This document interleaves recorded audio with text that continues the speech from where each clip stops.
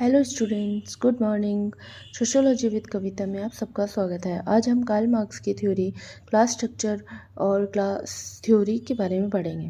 Class structure में इन्होंने बताया था कि कैपिटलिस्टिक सोसाइटी में दो तरह की क्लास होती है, मेनली बुर्जियोसिक और प्रोलेटेरिएट।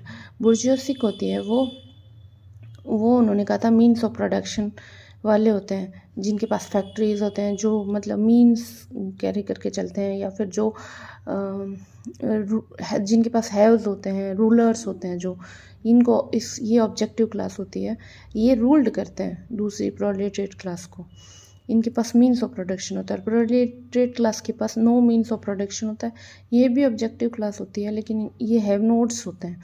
इनके पास कोई संसाधन नहीं होता लेबर के अलावा। ये लेबर कर सकते हैं अपनी मेहनत से। ये रूल्ड होते हैं बाय बुर्जियोसिक क्लास। तो बुर्जियोसिक क्लास क्या करती है, हमेशा प्रॉफिट कमाना चाहती है।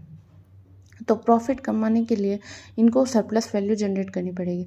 सरप्लस वैल्यू यानी सरप्लस वैल्यू कैसे जनरेट करेंगे, ये इनकी वेजेस यानी इनकी मजदूरी है वो कम कर देंगे, डिक्रीज़ कर देंगे, तो इनको प्रॉफिट होएगा। प्रॉफिट यानी वो जो सरप्लस वैल्यू होएगी वही इनका प्रॉफिट होएगा, क्योंकि इनकी वेजेस डिक्रीज़ कर लेंगे और इनका लेबर काम उनसे बहुत सारा उतना ही करवाएंगे, लेकिन वेजेस कम देंगे, तो इनको प्रॉफिट होएगा तो ये सरप्लस वैल्यू जनरेट होगी। तो इस वजह से यानी कि प्रोलेटेरिएट क्लास क्या हो रही है, एक्सप्लॉइट हो रही है। तो इन दोनों क्लास के बीच में एंटागोनिज्म आ जाएगा, दुश्मनी आ जाएगी। तो कार्ल मार्क्स ने बताया था कि रिवोल्यूशन आएगा सोसाइटी में, हिस्टोरिकल और सोशल चेंज आएगा। तो वो किस तरीके से आएगा कि प्रोलेटेरिएट क्लास पहले क्लास मतलब इन इटसेल्फ में रह रही होती है। प्रोलेटेरिएट क्लास पहले क्लास इन इटसेल्फ में रह रही होती है। इनको कोई आइडिया नहीं होता है, बस वो लेबर कर रही होती है। उनको कुछ भी आइडिया नहीं होता कि उनका कोई एक्सप्लॉइटेशन भी हो रहा है। फिर क्लास कॉन्शियसनेस में उनको अवेयरनेस आती है। उनको लगता है कि अच्छा वो ट्रांसफॉर्मेशन ला सकते हैं सोसाइटी में। उनको एहसास होता है कि अच्छा उनका एक्सप्लॉइटेशन कर रहे हैं कोई।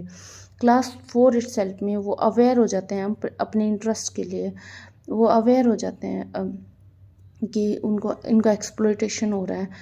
तो क्लास 4 इटसेल्फ के बाद आता है क्लास कॉन्फ्लिक्ट।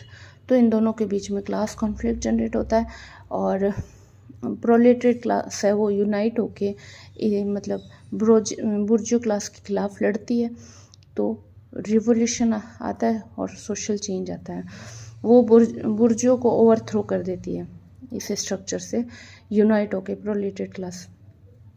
तो इस तरह से ये रिवोल्यूशन स्ट्रक्चर बताया था कार्ल मार्क्स ने कि सबसे पहले क्लास इन इटसेल्फ आएगा, फिर क्लास कॉन्शियसनेस, फिर क्लास 4 इटसेल्फ, फिर